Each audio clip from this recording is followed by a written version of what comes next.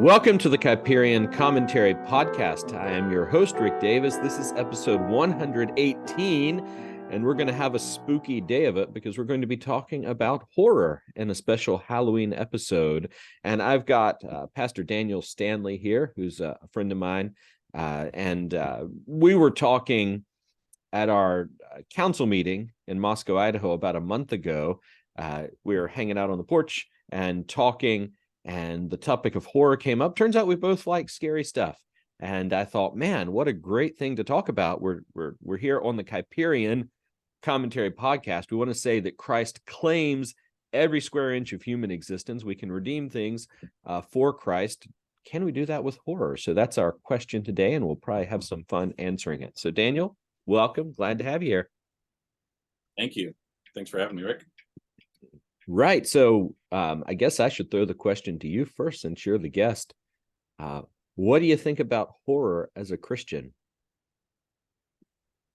Yeah, I think that's a really good question. Can horror be?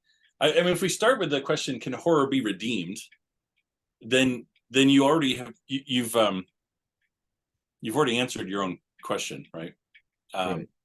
Which is that horror is something that is in need of that is inherently in need of redemption. I don't think we ask the same things about biography or history or things like that. Can history be redeemed? But I think that Christians can enjoy horror. I don't know if I would go so far as to say Christians should. I don't think it's necessary ingredient for Christian growth and maturity. Right. But absolutely, good horror, which is probably about as rare as good books in any genre. Good horror books, horror stories are. I think they point us to the true, the good, and the beautiful, just as anything else can. Right, and even in the realm of Christian creators, we have Christians who do horror. We've got Scott Derrickson.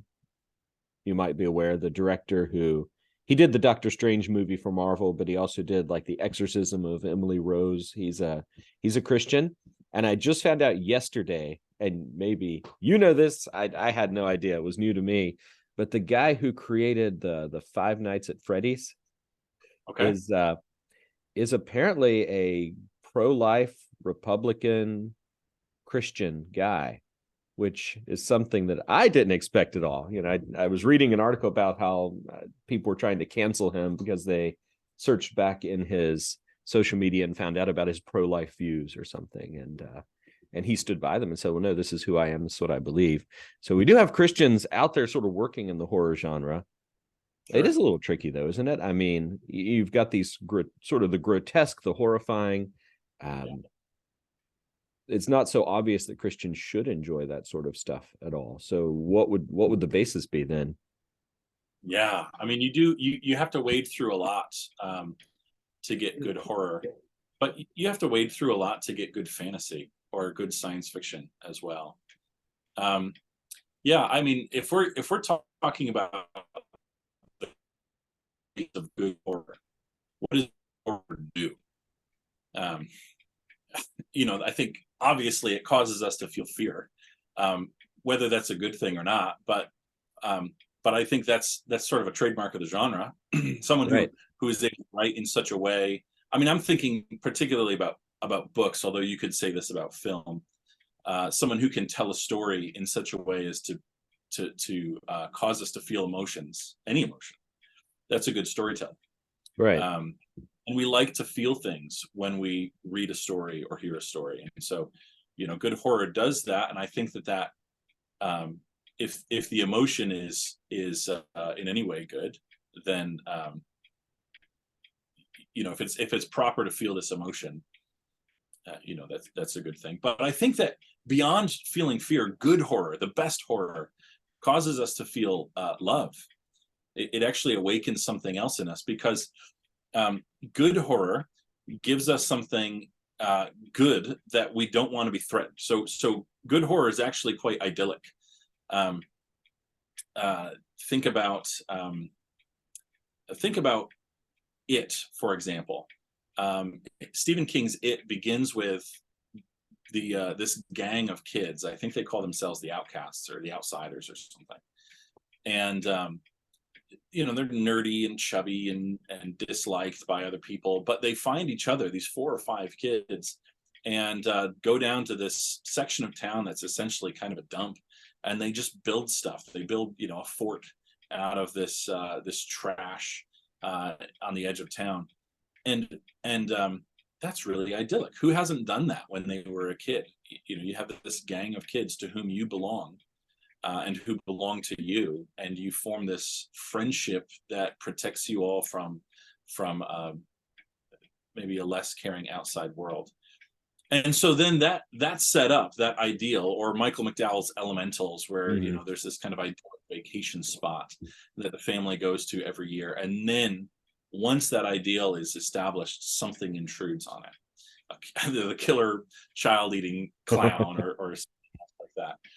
And it causes us to feel this fear and this instinctive love.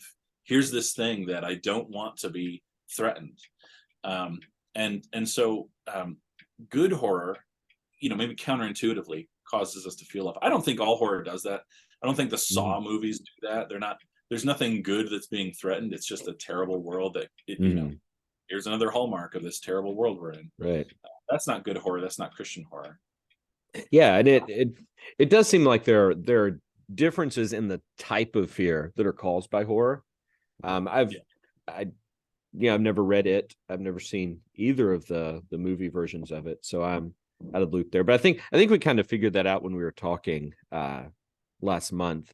A lot of the horror you appreciate is kind of the more modern stuff, and I'm still stuck in the pre-1920s H.P. Lovecraft and M.R. James and William Hodgson, and those guys who are writing in a different vein a little bit. I kind of think the types of horror are different that you experience, and maybe they even do different things for you. So you have the idyllic community that's threatened by something terrible. Have you read Something Wicked This Way Comes? Bradbury? Yeah. I don't think I finished it. I don't know if it could be called horror. I mean, it is horror. It doesn't really scare you. It's I love that book, actually. That's a good book, but it's the same setting, right? You've got this idyllic Midwestern town and childhood and nostalgia being threatened by something dark and wicked. And I think you've got that. Then you've got sort of a different level of horror, like the H.P. Lovecraft, like the cosmic horror, where you're feeling what's a good word for it? Where the bottom drops out. There's this kind of existential dread. Right. Yeah. So it's almost like someone's trying to make you. I remember in R.C. Sproul's The Holiness of God, he talks about going to the church at night and just the overwhelming feeling of being tiny and small, and you're in God's presence. And that's a good thing, right? It's scary, but it's also comforting. But it seems like a lot of the horror along that line makes you feel that feeling, but without any sort of benevolent presence. Like, what if you experienced eternity without God? That's terrifying, right? It just makes you feel disoriented. And then you've got the good old slasher movies where a guy's just coming to cut everybody up, and you're afraid of that too. So right, it's there's a lot of determinism in horror, bad horror. You mentioned slasher movies. The Halloween films are just like this. You cannot get away from I actually forget the antagonist's name in those films, but Mike Myers, I think, or Michael Myers. Mike Myers is Austin Powers. Yeah, Mike Myers. Can't get away from him. Yeah, you can't get away from him. He's inevitable. Right. He can't be killed. And so Lovecraftian horror is somewhat similar in that same determinism, and it's the idea that if these cosmic deity-like horrors for the briefest moment turned their attention to us, then this sort of flickering flame of human life and civilization would fall into the abyss. Right. Which is not a true story about the world. Hmm. It's not how the world is constructed. And so that I would not say is Christian horror. It might be well told. It Right. might do those other things that I mentioned. It might cause us to feel fear, or cause us to feel love. But I think the thing that sets Christian horror apart is that it has to tell a true story about the world. Yeah. And a lot of horror does this. It tells us that there is such a thing as good and there is such a thing as evil. And a lot of horror ends well. Good overcomes evil. Almost all of Yeah. Stephen King's books do that. Not all of them without exception. I don't know if you've read the Gunslinger series, which is karmic. It ends the same place that it begins. My mom read those and really liked them, but I never dipped my toe into it. So yeah, I mean, for Stephen, they're good examples of Stephen King's work. And they're not horror as much. They kind of flirt with it in some places. But history is linear, right? God is redeeming the world, right. Christ, and good horror, all good stories need to give us a sense that as Karl Barth said, that the goal of human history is not death but resurrection, right? There's that kind of thing woven into the fabric of good stories. I wonder if that's something that's even changed over the years. Just a couple weeks ago, I read Who Goes There, which is the novella that John Carpenter's movie The Thing was based on. Have you ever seen that? And it's just as terrifying as the movie. I mean, the story is really tense and gripping. But spoiler alert, unlike the movie, it has a happy ending. The good guys win out in the end. And there's even a throwaway line at the end about, God is gracious to us. He's protected us, kind of thing. Like this real call out, from a story written in, I think, the 1930s or 40s. It was, written early on, versus like the adaptation of it in the, what was that, late 80s or early 90s or whatever. It was just, grim. Like there's no escape, there's no victory. And even when you think you've won, you haven't really won. And a lot of horror movies end like that, where you think you've won, but did you really? So do you think that's something that's changed over the years? Like we've become less happy ending oriented? It might be. And I think it's because, tropes get old and people they don't want to tell the same stories over and over again. So the simple idea that good overcomes evil, people want to put a twist on. And I'm okay with that, as long as what we're saying is that there is still a battle to fight tomorrow, because that's true in a Christian world. So Elementals, is this book really about this cursed bloodline and the savage children, and at the end, there's this almost everybody dies, and this woman is pregnant with her husband's kids, and they're twins. He dies. He's a savage. And at the very end, one of the main characters says, "Don't forget that those are savage children." And so the idea is, okay, maybe this cursed bloodline has almost died off, but not quite, and we get the sense that this story will continue in another generation with these children. Well, but good really did win the day. It just may not have ultimately won the day. There's going to be another encounter with this. The Bible does this. I mean, the book of Joshua is all about God's fulfilling his promises to Israel and Israel conquering the land, but it ends with the death of Joshua and Eliezer. And the question is, will Israel be faithful in the next generation? And the book of Judges answers that question. No. Israel will not be faithful in the coming generations. So I'm all right with the idea that you'd say the story's not over yet. I'm not okay where, it's not Christian horror, it's not good horror to say, yeah, but your victories are short-lived and everything's going to crumble soon anyway. Right.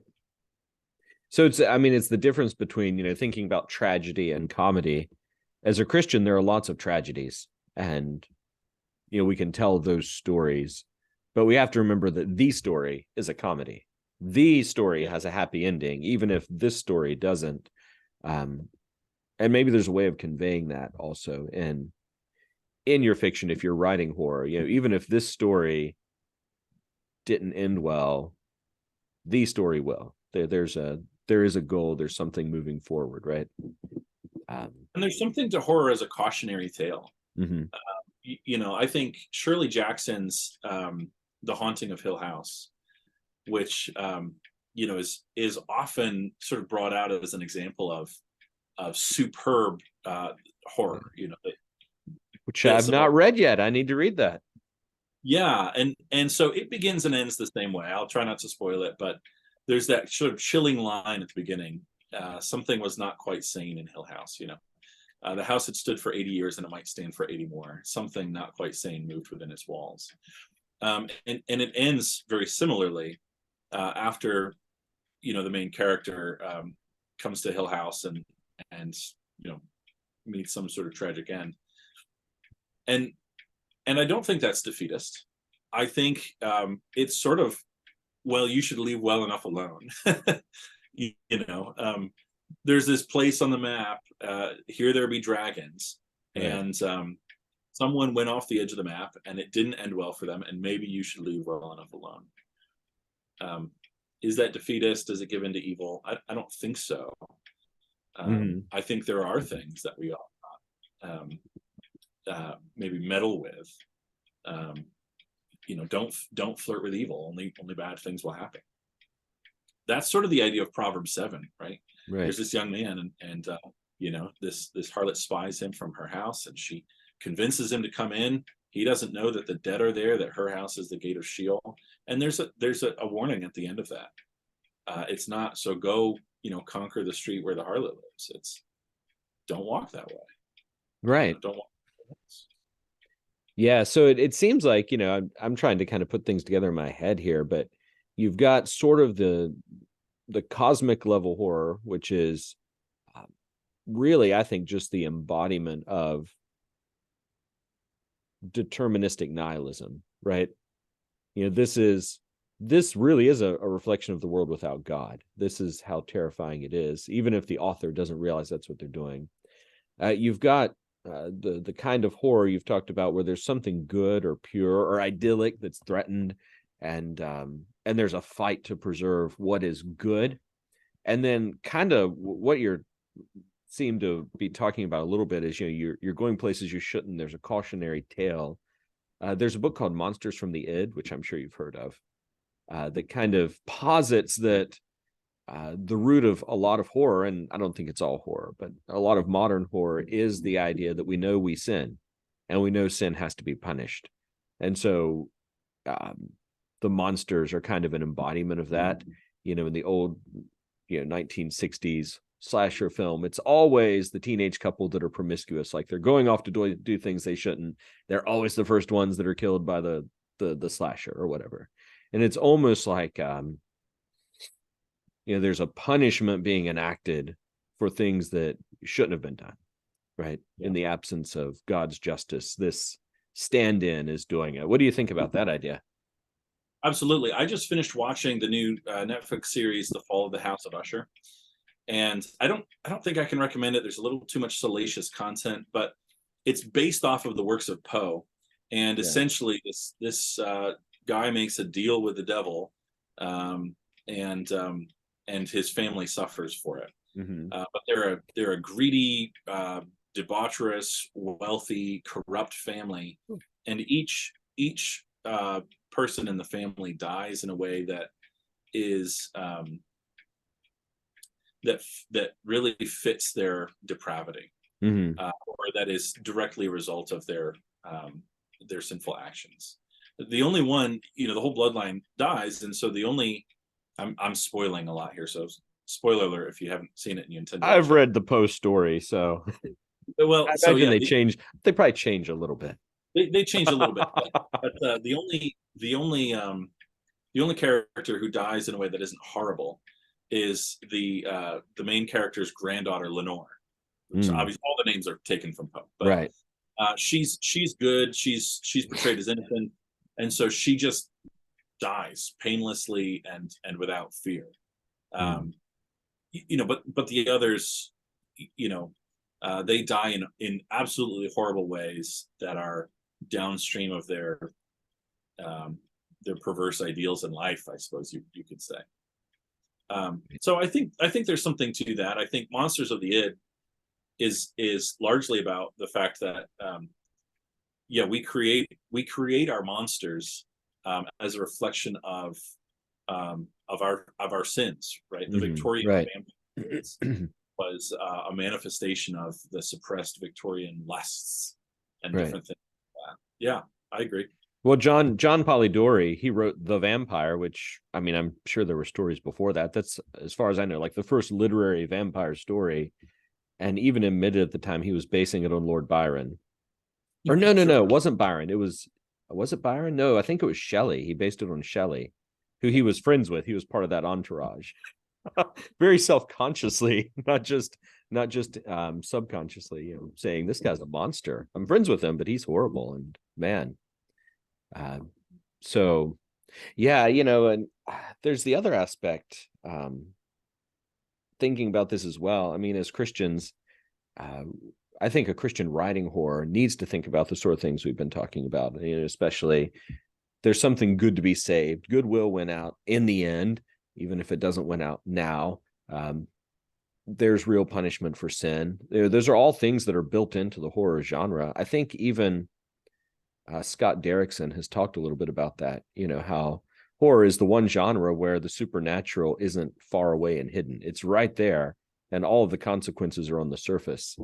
But then, do most people that watch horror think through all those things when they're watching it or reading it, especially, books? You've got the romantic tendency. Edgar Allan Poe said himself not to look for any message or any lesson or any moral in any of his stories, because all he wanted to do was create an emotion. That's it. So if he can make you feel the emotion he wants, it's a good story, and he doesn't intend anything deeper by it at all. I think a lot of people read and watch horror for that reason. They like the feeling, they like the emotion, and they're kind of unplugging their brains as they enjoy it.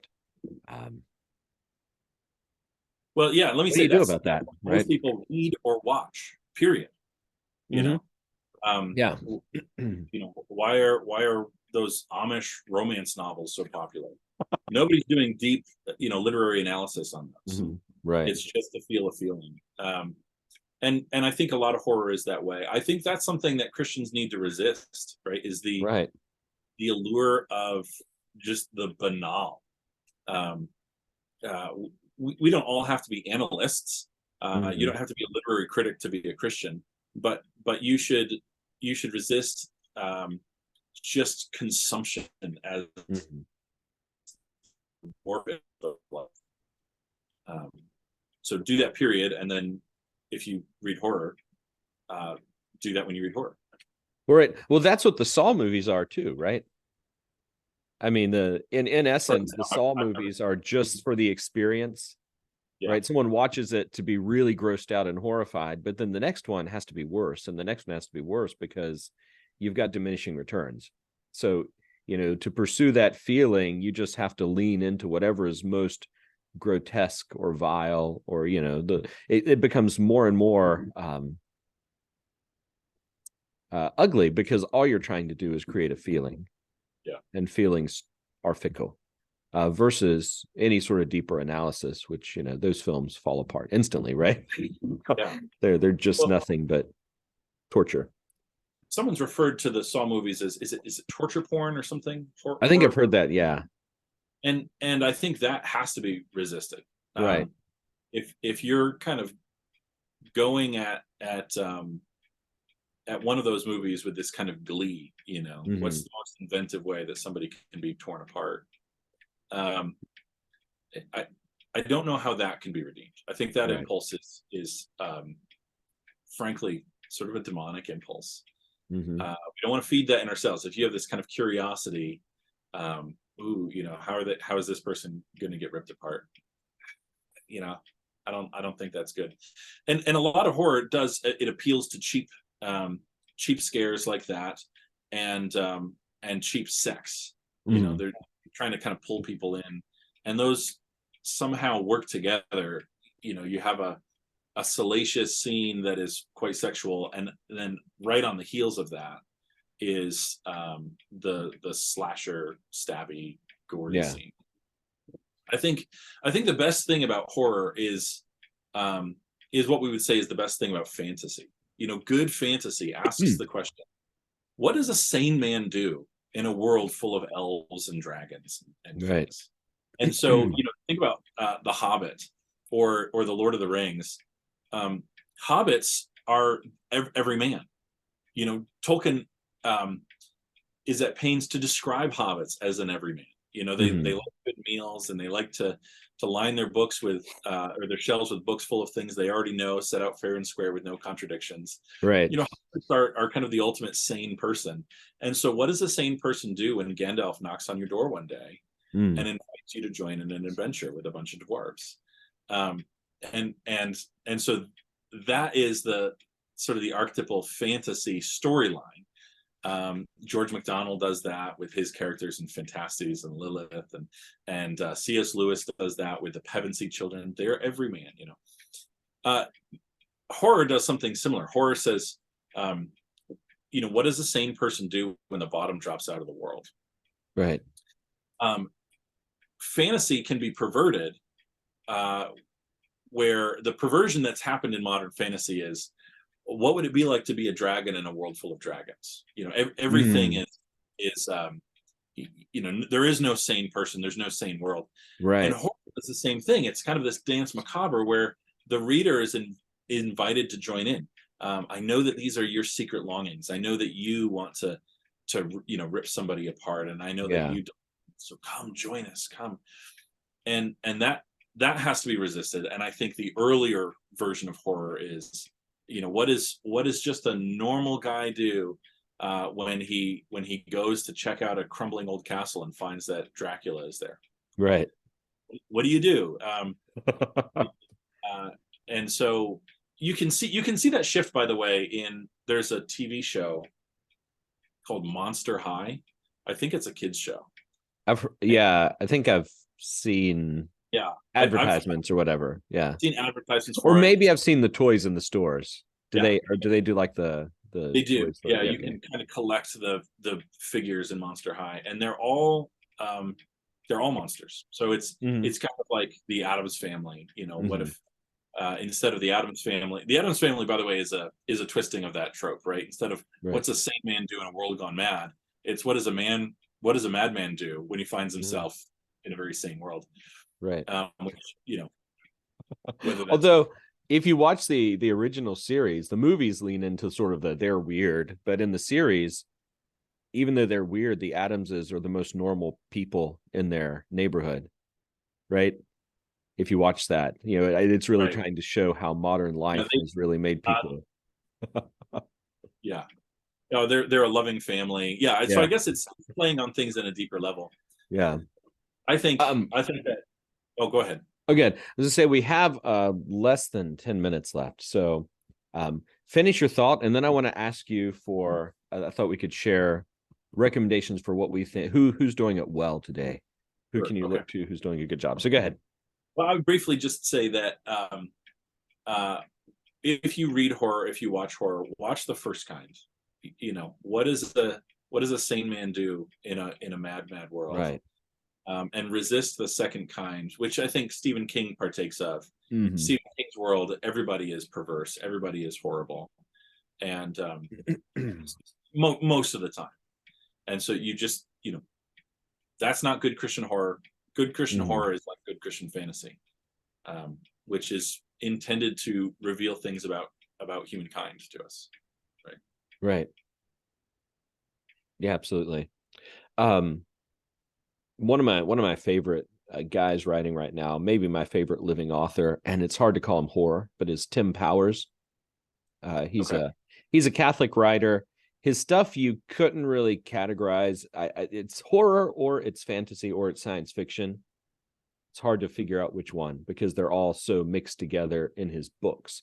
But so he's written, some of his books have vampires, and some have ghosts or zombies. Some of them are just interdimensional beings from another world who we couldn't possibly understand. Some of them have Nephilim in them. So there are, a wide variety of different kinds of books he writes.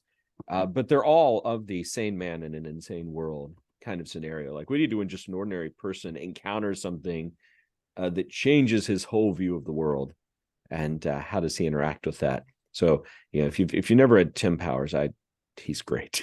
He's my favorite. And like I say, sometimes you might be horrified and scared. Not often. Normally, I think it leans more into the fantastical realm of things, but there's always sort of a lurking horror of, what is supernatural stuff? What's going on there under the surface? So, good stuff. Yeah. I was thinking about this. Who does it really well? And as far as I know, these guys aren't Christians, but Neil Gaiman wrote a children's book called Coraline, yes, which is terrifying. But I think portrays all of these elements of horror that we've been saying are positive. Stephen King, he's a complex writer, and some of his stuff is quite perverse, but I think The Shining and Dr. Sleep particularly, might be the best, the best picture of horror as saying true things about the world, and this kind of redemptive aspect to it.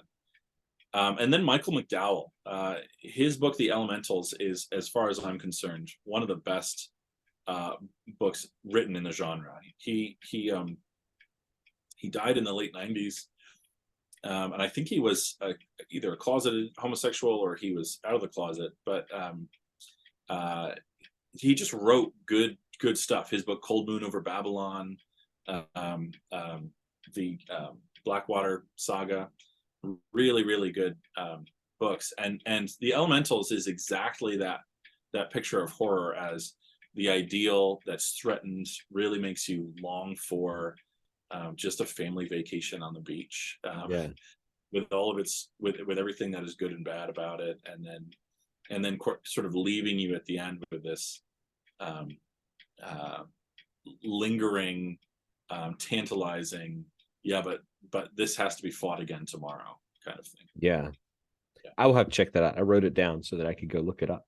Yeah, let me know how you like it. I think. Well, actually, I might, when I put this up, I might find like an Amazon link or something and put it in the comment section under the video so that people can check it out there too. So, yeah, well, this has been a lot of fun. We're almost out of time, so it's I wanted to have this conversation a little bit just for other people to hear too, and I've enjoyed it. Hopefully, we'll be able to get together and talk again sometime.